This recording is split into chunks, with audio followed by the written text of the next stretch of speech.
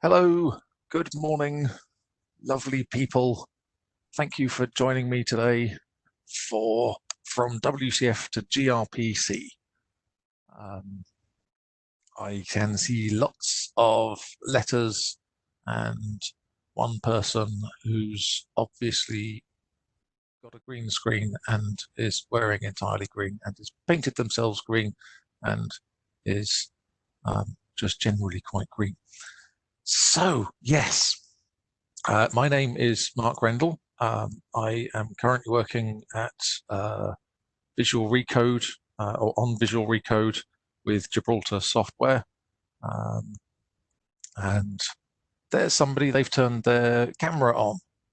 It's really nice for presenters, or certainly for me, if people are sort of somewhere sensible and private and they have clothes on, for them to for people to turn their cameras on so I can see some faces. So when I say something hilarious, there you go, Peter, thank you very much. When I say something hilarious, I can see you rolling on the floor laughing. So yeah, I really appreciate that. Thank you very much, guys. So much better than talking to a screen full of letters. Okay, right, yes. So you are all here because you are WCF survivors, I'm guessing. Or possibly you're even WCF fans and you love WCF and it's done wonderful things for you and you've built amazing things with it. And you want to know what the situation is and what happens next, which is the eternal question of software development. And so as .NET developers, we are now looking to the future of .NET. We had Microsoft Build last month, and they shared a lot of the plans for .NET 5 and everything there.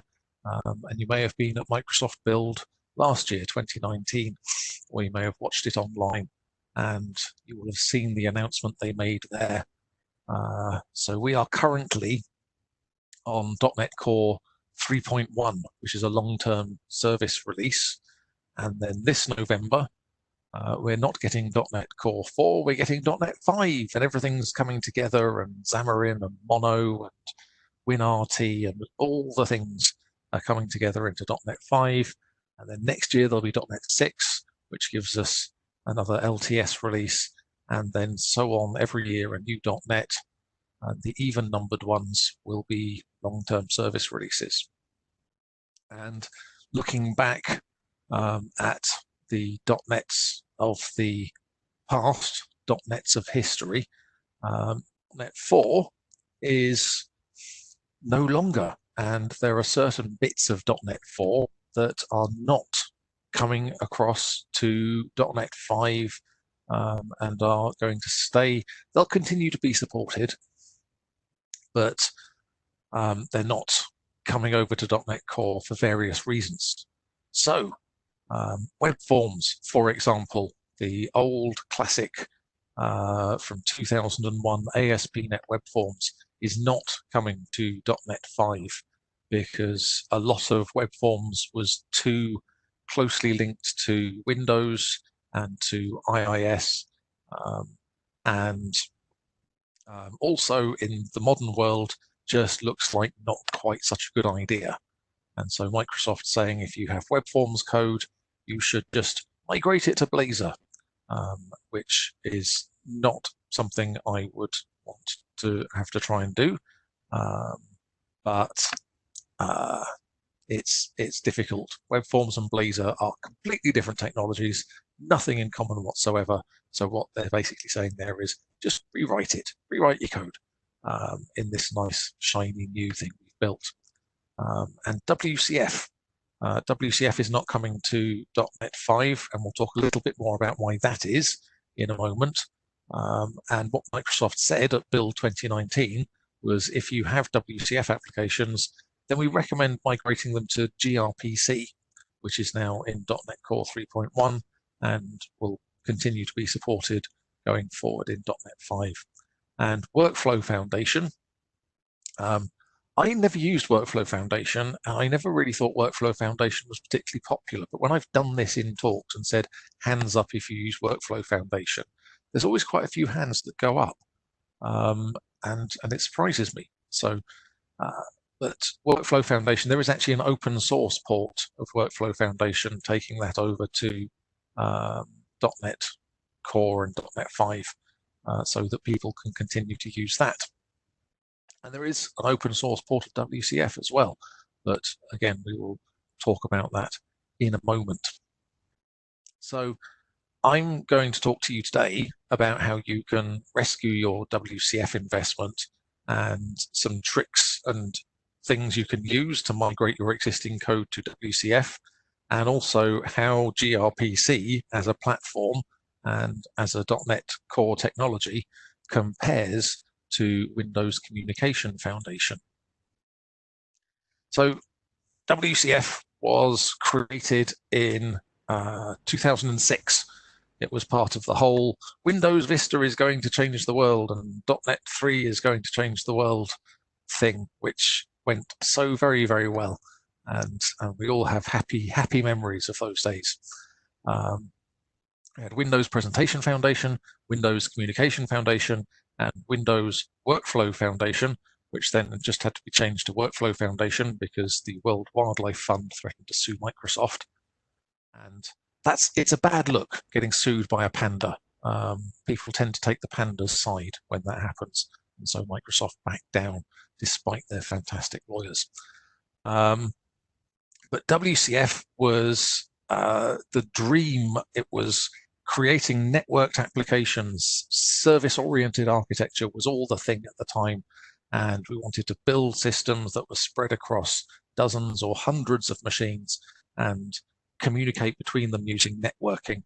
And WCF let you do that, but without having to write all the networking code into your controllers or into your services themselves. You just wrote your services, and then you wrote a couple of lines of very simple XML to configure those services and tell the system how they should be communicating with each other. And for example, WCF, you could make WCF communicate using SOAP over HTTP. And so you could have a .NET server talking to Java clients or Python clients, and those were the only 3 programming languages in the world in 2006. And you could have those services communicating over HTTP with the messages formatted as SOAP. And you could have Java servers written in some other language talking SOAP, and you could generate .NET clients to talk to your Java servers. It was all completely brilliant. And there was much rejoicing. And then the other option, I mean, there were many options. And if you've used WCF, you will know there were many options for formatting messages and for passing those messages between servers and clients. But the other main one that people used was NetTCP. And NetTCP, actually for its time, NetTCP was phenomenal. It used a binary message format. It used raw TCP/IP sockets, and it was incredibly fast. It could do 2-way communication. So the client could call methods on the server, and the server could call methods on the client with callback interfaces and everything.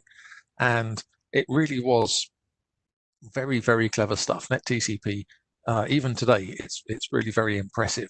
The problem with NetTCP was that it was a proprietary .NET technology, which meant that it was a .NET WCF server talking to a .NET WCF client.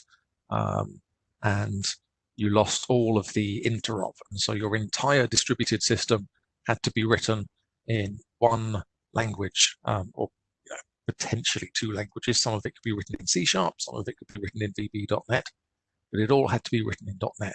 And in my experience over the last 15 years, what this has actually meant is that people said, my entire distributed system must be contained in a single .NET solution in source control. And I will build it all in one go and deploy it all at the same time, every time. And so that's not really a distributed system. That's just a monolith with sockets. And to make the magic of WCF work, you needed to configure the binding of your WCF application in XML. And however this may have started off, if anyone has run any services of any complexity in production, you will know that your XML configuration for that service generally ends up actually being longer than the service code itself. You end up with thousands of lines of XML with no IntelliSense and no code completion and no compilation step. And the only way to figure out whether your XML is working is to try and run your system in production. And then when it doesn't, you can say, what is wrong with my XML? So yes. So now, after 15 years of building some really quite large and impressive and complicated systems with WCF, Microsoft have come along and they've said to us, no more WCF. We are now saying you should use gRPC. And I think it's worth stopping for a moment to talk about why they are saying this, why they are promoting gRPC, and why they are not putting in the effort to bring WCF into the .NET Core and .NET 5 era. The thing is that SOAP, so the thing that made WCF cross-platform, SOAP XML messages, and we'll just look at one of these, just go look at the configuration. A SOAP XML message is enormous. If you want to send the value 42 over SOAP, then you need to declare a model object, some XML schema that actually puts 42 into XML, so that either needs to be as a value of an element or an attribute of an element. And then you need to wrap that element in some SOAP to say this is a SOAP message with the value 42 in it. And then when you want to send that across the wire, you need to wrap it in another SOAP envelope that says this is the value 42 and this is the message that I would like to send the value 42 to. And here are some headers that go along with the value 42 that are necessary for the next server to process this message correctly. And then when the server sends the question mark answer back again,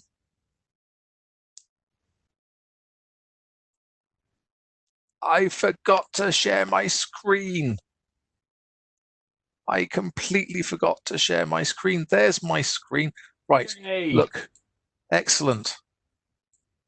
Right, so yes, let's just, here is my lovely slide for WCF with SOAP over HTTP. So we've got .NET and Java and Python in the corners there. And here was my lovely slide for WCF with NetTCP. And so we've got,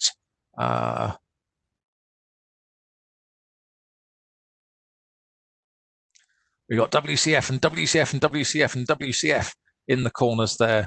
And then here's my lovely slide for the oh so simple XML that you use to configure your bindings and contracts and services and service behaviors and everything else. Yes, hands up if you loved WCF configuration. And then this is the slide that we were on. So yeah, SOAP is enormous, and in 2006, SOAP seemed like a good idea because in 2006, XML seemed like a good idea, and everybody was using XML for everything, and nobody could ever come up with anything better than XML, and so it made perfect sense. NetTCP, well, that Microsoft actually published all the specifications for NetTCP, both for the wire format and for the actual communication protocol, and said to people like Sun Microsystems and other platforms, hey, here are the specs for NetTCP. You could get your language talking to our services over NetTCP. And the whole of the rest of the ecosystem went, no,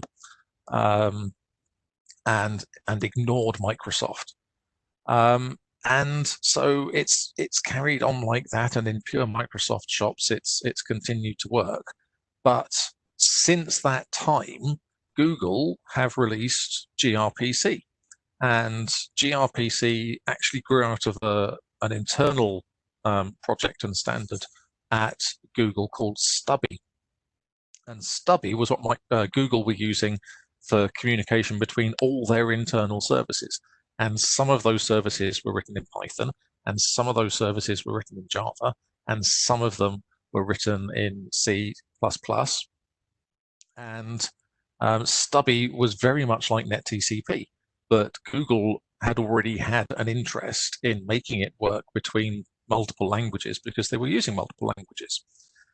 And so Protobuf was public. They had shared Protobuf, and Protobuf provided data serialization, and it was language neutral, and it was platform neutral, and it was extensible, and it was small and fast and simple. And they had published the specification for Protobuf, but they also maintained it as an open source project, which meant people were more likely to engage with it. And they wrote code generation layers for it for other languages as well, including .NET. And so Protobuf was similar to the wire format from NetTCP, but it was open source and everybody could see it. And of course, it was Google, and Google, as everybody knows, aren't evil. No, they're not. Shush. And so internally, they were using Stubby as their communication library, and Stubby sent Protobuf messages over TCP sockets. So in that sense, it was a bit like NetTCP. But then HTTP2 came along, and HTTP2 could do all the things that Stubby needed. It could do, it could maintain open connections. It could send binary data. It could compress headers. It could do streaming. It could do two-way streaming. And so when HTTP2 arrived, which itself was based on technology that had come out of Google in the SPDY protocol, Google said, hey, HTTP2 actually does all the things that we've got custom code to do in Stubby. Let's rewrite Stubby as an HTTP2 thing. And so they did. And then that meant it was more widely applicable and simpler, and people could use it more widely. And so they open sourced that and called it gRPC. And so gRPC provides remote procedure calls. It's language neutral, it's platform neutral, it's extensible, it's small and fast. And on the from the user's side, at least from the person creating the gRPC application, it is simple. Going into the actual source code for gRPC, it's a little bit more complicated.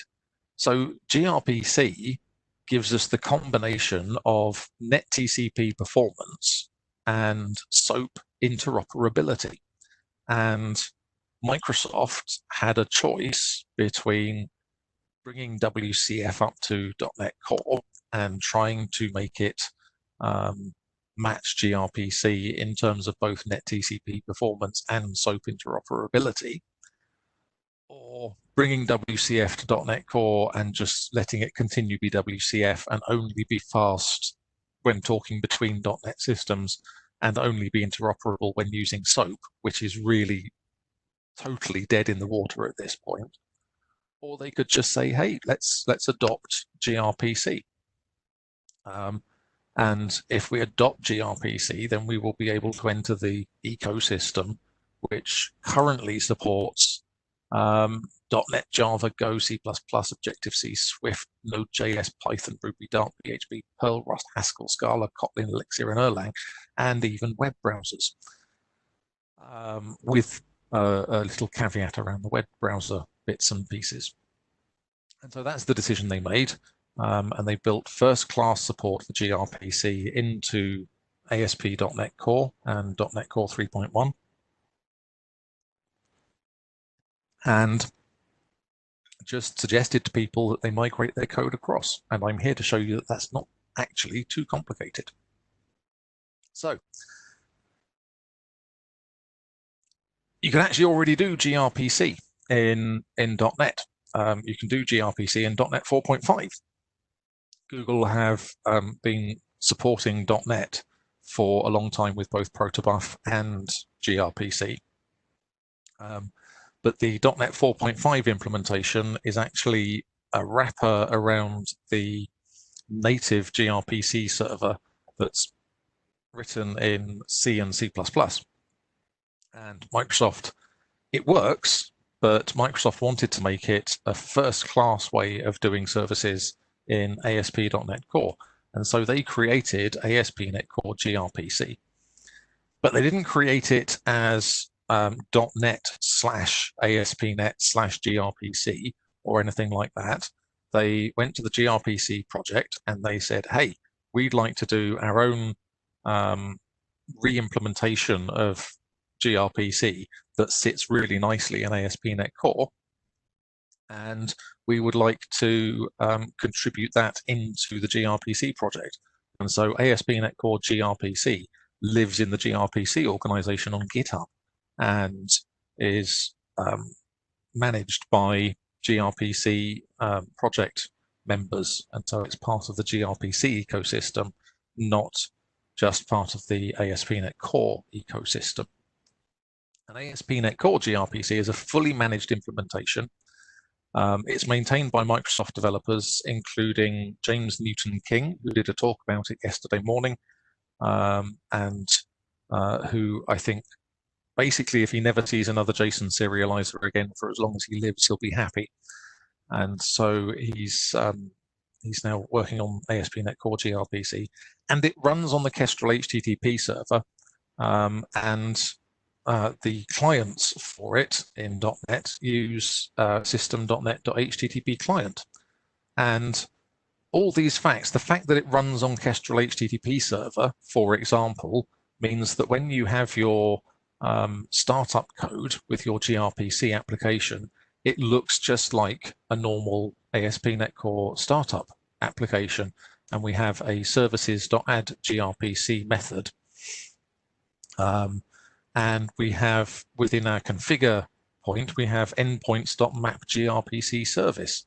And it looks exactly like a traditional ASP.NET Core application, because it's been around for 3 or 4 years now. We can have traditional ASP.NET Core applications. It's practically historical.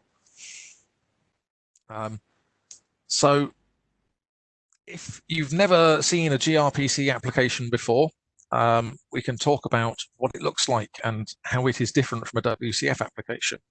So gRPC applications have a .proto file, and that is the interface definition. So in WCF, when you created a service, you would declare an interface and decorate it as a service contract. And you would say, hey, this is what my service is going to look like. It's going to have these methods. They're going to take these parameters. They're going to use these objects to send data backwards and forwards. And this is what my service is going to look like. And then you would create an implementation of that C# interface, and you would write all the code that made those actual endpoints and everything else work. So you had this separation of the definition of your interface and the definition of your actual service. And gRPC works in a very, very similar way, except it was built from the ground up to be cross-platform. And so the interface definition doesn't happen in any particular language. It happens in a separate language just for doing that. And then your service implementation can be written in whichever language you like. So this is a proto file with some services. And this is the Protobuf interface definition language. And here we are saying this is our syntax. This is our package is called portfolio service. Our service is called portfolios, and it has 2 methods, get, which takes a get request and returns a get response, and get all, so this is what would be our interface, our service contract interface in a WCF application. And Then our messages look like this, and this is what would be our data contracts in a WCF application. But we keep it completely separate.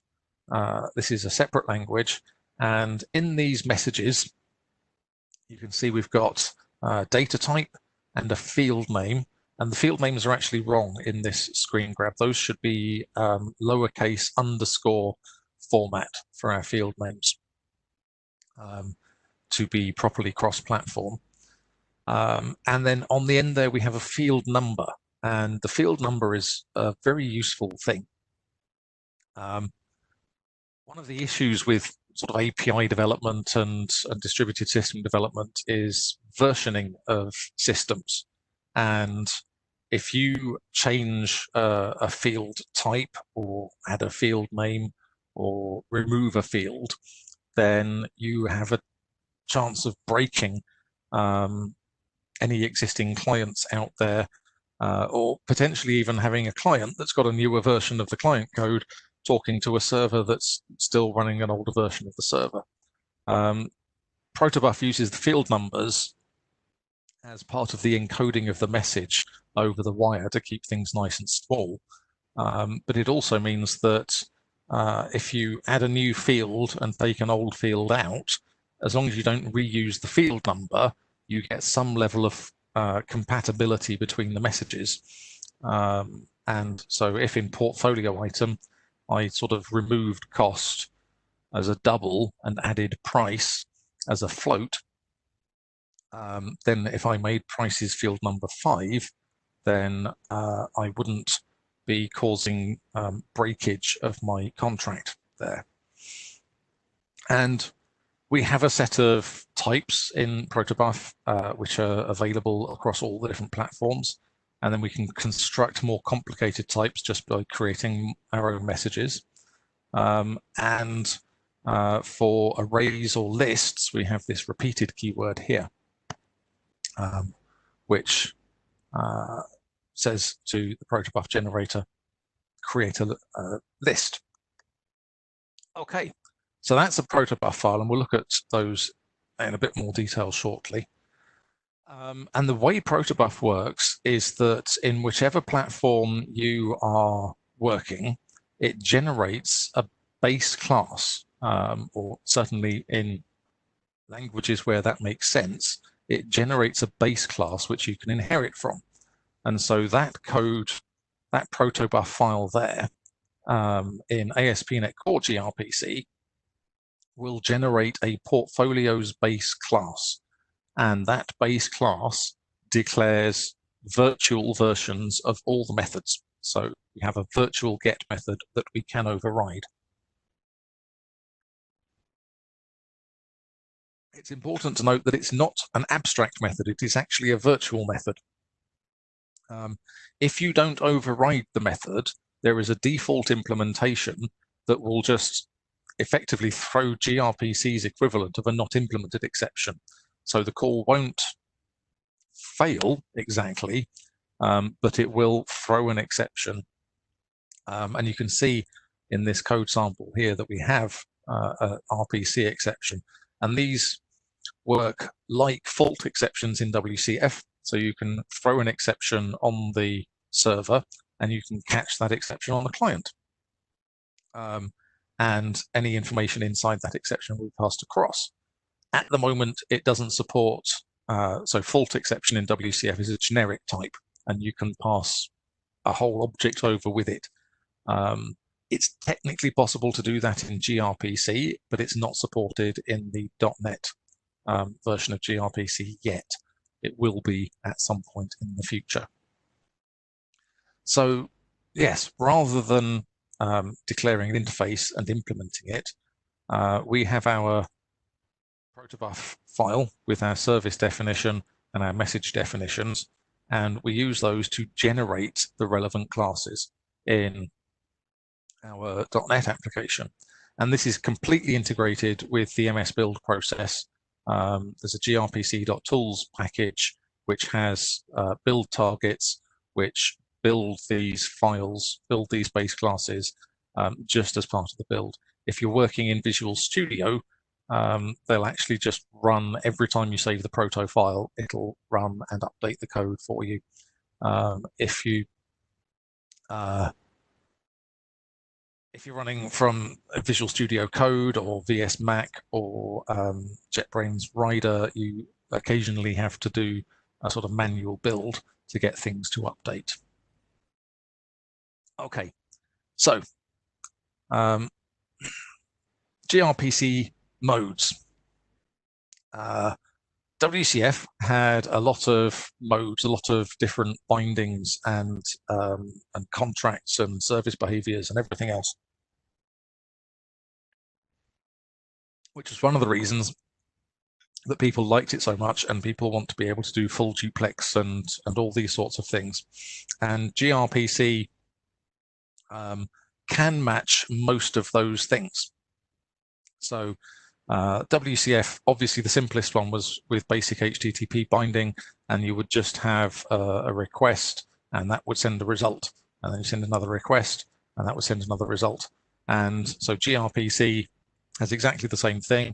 You have a call that takes some parameters and returns a parameter, a response value, which is very straightforward.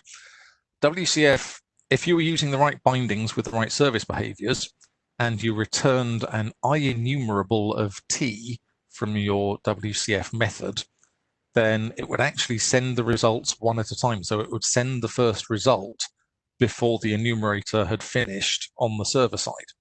And so you could stream results from the server to the client. And gRPC provides this with server streaming. And streaming support is built into HTTP2. And so gRPC is just taking advantage of that. WCF also had one-way to server, which was effectively void methods on your service contract. And the client would say, hey, I'm just going to call that method, and I'm not even going to wait for an answer. I'm just telling you something. I don't care what you think of it. Don't hassle me back. And gRPC supports client streaming. So the client can open a stream to the server and then just send messages over that stream very quickly without needing to wait for a response. And then, of course, WCF had full duplex, which worked with either NetTCP or with WS dual HTTP binding, where the client could send messages to the server, or the client could call methods on the server, and the server could call methods on the client via a callback interface entirely independently of each other. So they didn't have to wait for the other one to ask before being able to trigger behavior on the other side. And gRPC can do bi-directional streaming and send messages out of order to each other in the same way, which allows us to implement something similar to WCF's full duplex binding. It just works in a very different way. And of course, WCF also supported asynchronous over queue, so you could bind WCF to MSMQ, and gRPC doesn't have any equivalent to that because the gRPC doesn't have a queuing technology built into its operating system that it would really like to tie you into using. So let's look at some sample code. Let's look at a request response application and look at how we would convert this to WCF. So I'm going to make this a little bit bigger. So here we have a WCF service. We've got our iHotel service contract here. And this has got 4 operation contracts. We've got get available rooms that returns a list of rooms and takes a check-in date and a checkout date, which is date time offset. We have get room, which returns a single room. We have a get rooms with the room numbers, takes an array of numbers and returns an array of rooms. And we finally have an all rooms operation, which returns an IEnumerable of room, which would therefore stream those to the client if we called that correctly. And we have our hotel.data project here, and we have our data contract, which has got room, and we've got 4 properties. We've got a decimal property here, and we have our data members within our code here. And so it's very, very simple. And so we just need to figure out to convert this. Oh, and then of course we have our hotel service implementation, which isn't decorated with any code particularly. It's just the implementation of that interface. Okay, so to convert this, to migrate this project to gRPC, we need to create a proto file that is the equivalent, or contains the equivalent of this service contract, and contains the equivalent of this data contract. And then we need to migrate the implementation code across to our .NET Core application and hook all that up. So actually, as long as our .NET 4 code isn't using anything that is not entirely incompatible with .NET Core, we should be okay, which is not in this instance, but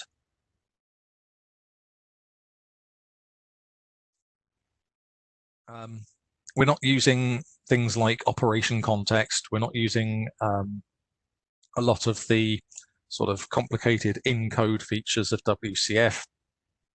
We're not using any non.NET Core APIs. We're not using Entity Framework 5 point something. So we should be okay to move this across to .NET Core. And here is the equivalent of that application as an ASP.NET Core project. So this, you can create a gRPC project in ASP.NET Core either from Visual Studio's new projects thing, or from the command line you can just say .NET new gRPC. And that will create you a project that looks something like this. So your program CS file looks like a regular one. Your startup file here, we have service.add.grpc.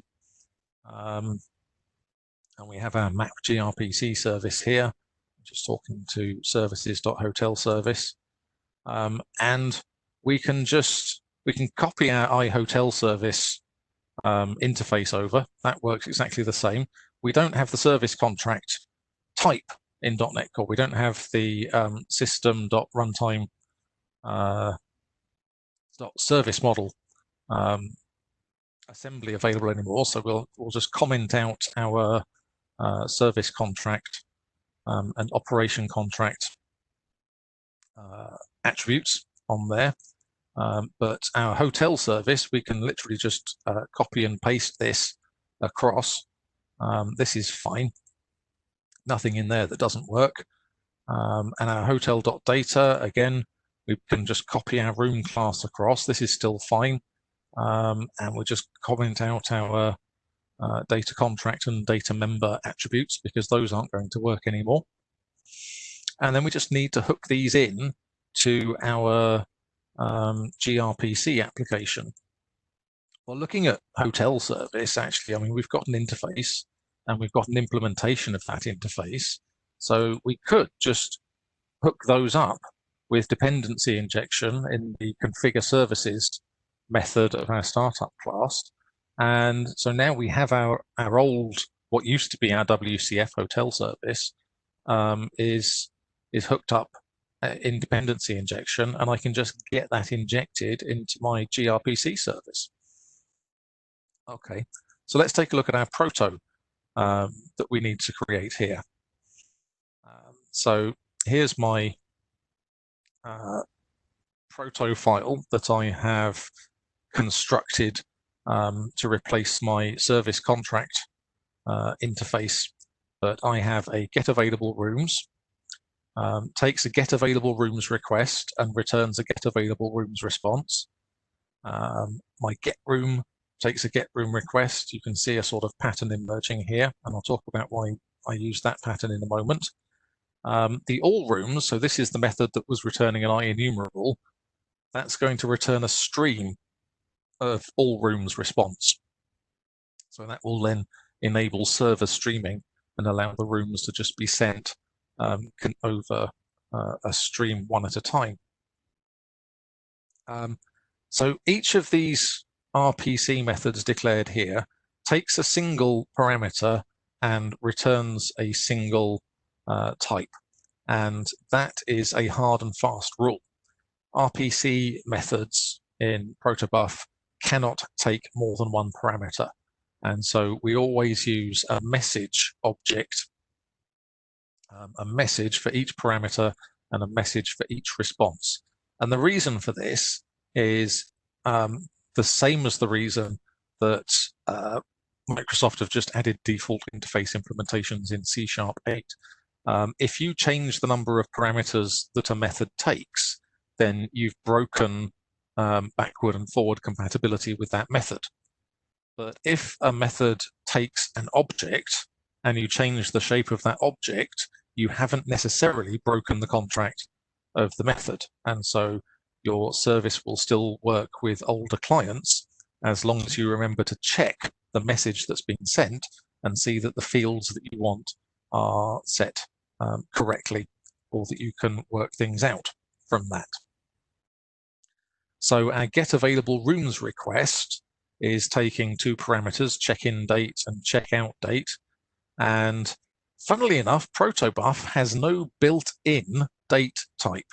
But because date is a compound type, it actually made more sense to implement it as a message type in itself. And so Google have a bunch of standard .proto files that are built into the compiler, and timestamp is one of those. The other one that I use a lot is duration, which matches to time span.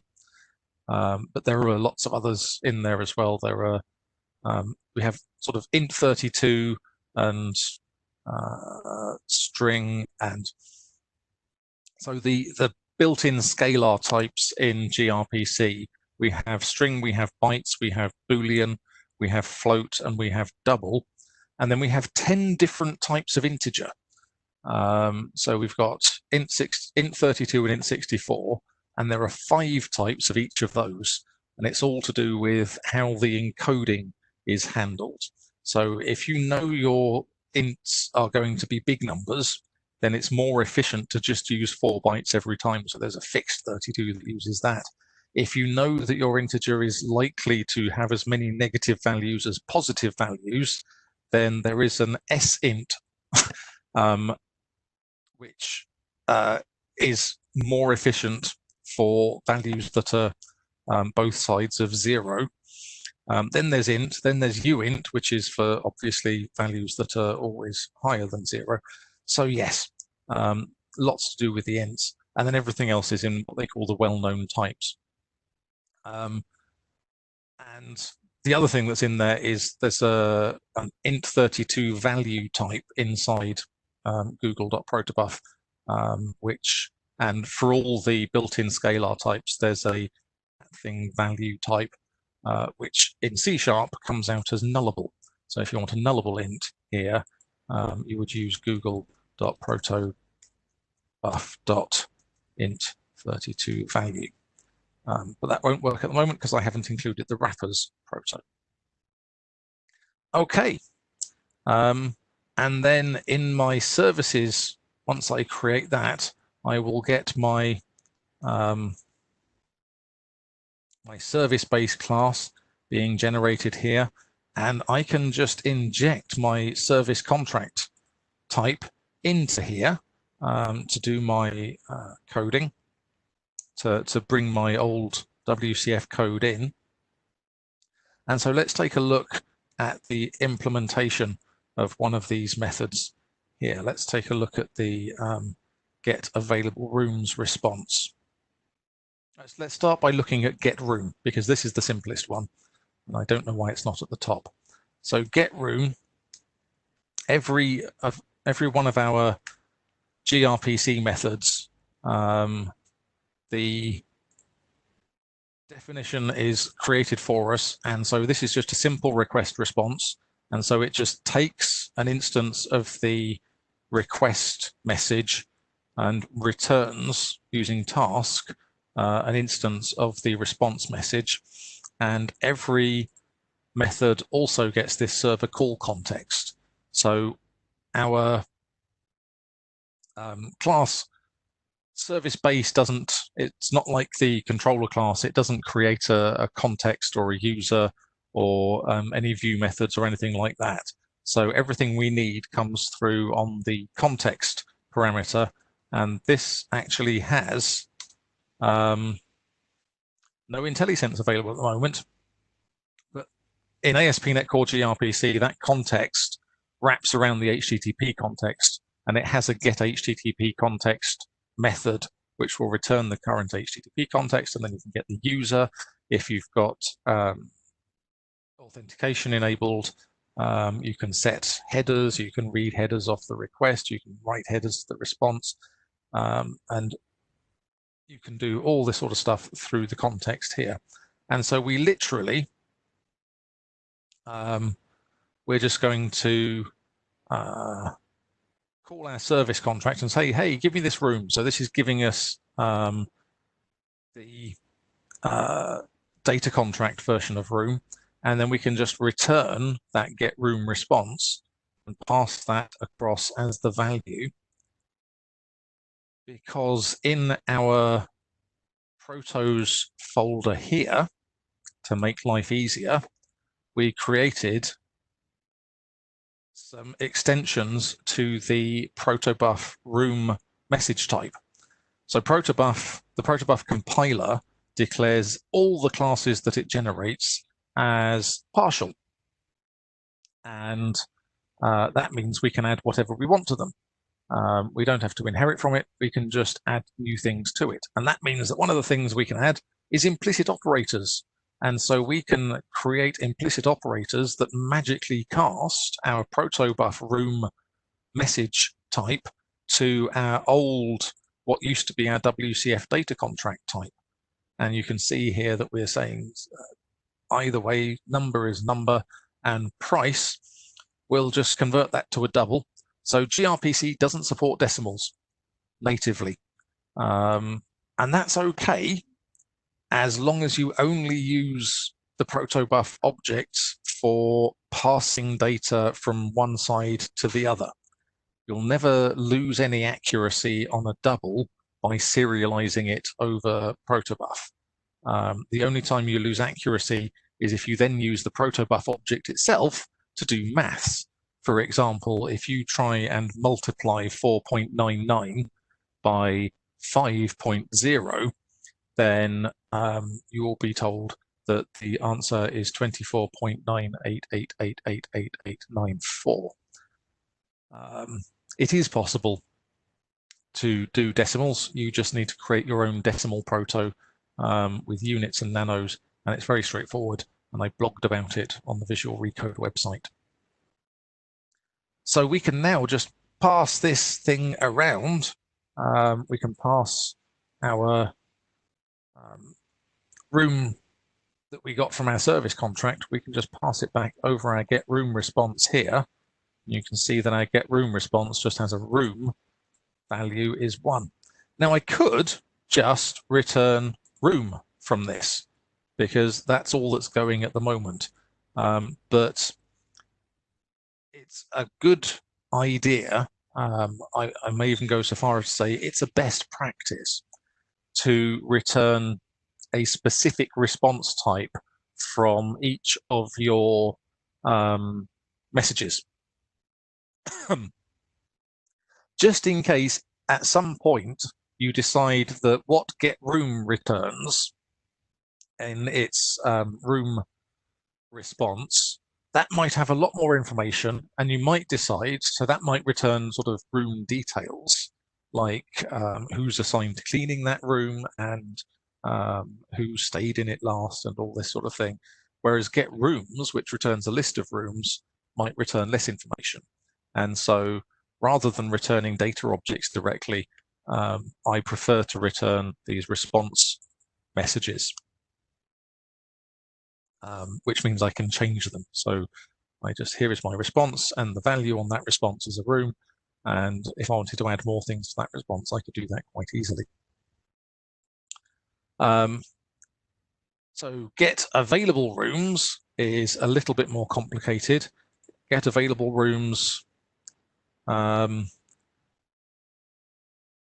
response here has a repeated room values. So this is going to be my list of rooms here. So I create a new get available rooms response, and then I can't actually set this values property. That's a read-only property. So I'm just going to add values to it from the service contract here. Also, remember the service contract, the request message has check-in date and check-out date, and you can see here that check-in date, so these have underscores in their name, and the reason they have underscores is because the code gen for all the different languages will turn that into whatever makes the most sense for that particular language. So the Python code gen will just leave it as check-in date. The Java code gen will change it to camel case, where the first character is lowercase and each word is uppercase. The C# version, as you can see here, has converted it to Pascal case, where the first letter of each word is uppercase. And if you want to do that, yes, the code samples will be available on Git. And I will link those in the chat room at the end of the talk. So yes, it's easier to do that case shifting if you use the all lowercase and underscore form in the first place. Okay, so let's go and look at get the all rooms code here. So here's our get rooms, where we have a request.numbers, and we're just going to convert. So this is in gRPC, this is a repeated field type, which is a generic type, very similar to a list. So we're going to say create an array, populate that array from the repeated field instance, which we can see here, then pass that across to our old service contract, then create our response and get our values and add our response values into there, and then return that back. And then we have all rooms, and this in our WCF service was the one that returned an IEnumerable. And so here we can see how a streaming service works. We get our all rooms request, and rather than us returning a stream and having to worry about how do you create a stream and how do you set it up properly and all this sort of thing, the gRPC framework has already generated all the code to do that. And so it just passes the response stream in for us. And so all we have to do is write our responses to it one at a time. And so this allows us to create streaming services really incredibly easily. And let me just drop into Slack here. It's such a nice chat. I wasn't even missing the presentation. Oh, thank you. Anything to do with certificates, anything to do with encoding and WCF configuration? Yes, absolutely. And now this runs over HTTP2. So certificates is just TLS certificates attached to HTTP2, Kestrel, and anything like that. Anything to do with encoding, it's just Protobuf. So you don't have to worry about that at all. And WCF configuration, again, there is it's gRPC. It's not saying, hey, you can do this and you can do that and they work this way and that way. Actually, if you dig into it after a couple of years, you'll find that you can configure the hell out of gRPC and Protobuf, but there's really no reason why you would. So, okay, so that's request response. That's really quite straightforward. We also have server streaming, which we saw from that last method there. That was just what used to be an IEnumerable, and now we have an iResponse stream, and we write things asynchronously to it. But there is also bi-directional streaming, which is the equivalent of full duplex, and also WCF supported session. So you could say session mode required, and when the client started talking to the server would create an instance of the service contract class, and then that would actually be held on the heap permanently, and any local fields it had that stored state would stay around, and all the communication from that client would go to that particular instance of that class. I mean, no load balancing or anything like that. And we can achieve that using bi-directional streaming. And so I'm going to use for this the example of the calculator that Microsoft use in all their WCF samples. So the calculator is a duplex service, and here is the equivalent Protobuf file. So we have a calculator that takes a stream of calculator actions and returns a stream of calculator callbacks. The WCF service took an iCalculator callback interface, which had a write value and an equation method, I think. My computer died. I'm doing this off my laptop, and I don't seem to be able to find the original WCF implementation of this, but it's not the important thing. So we have a clear action and an add to action and a subtract from action, multiply by. We have a result callback and an equation callback. And we can use another feature of Protobuf here. So Protobuf provides something like a discriminated union. You can use this one-of keyword on a message to say, here are fields 1, 2, 3, 4, 5. Only one of these can be set at a time. And so if you set the clear field to something, it will unset any of the other fields that may have been set. So we can guarantee that this action will only represent one of these things. So like an enum or a discriminated union in F# or thing. Is there a tool to generate the proto file? I love that question. I will be answering it at the end of the talk.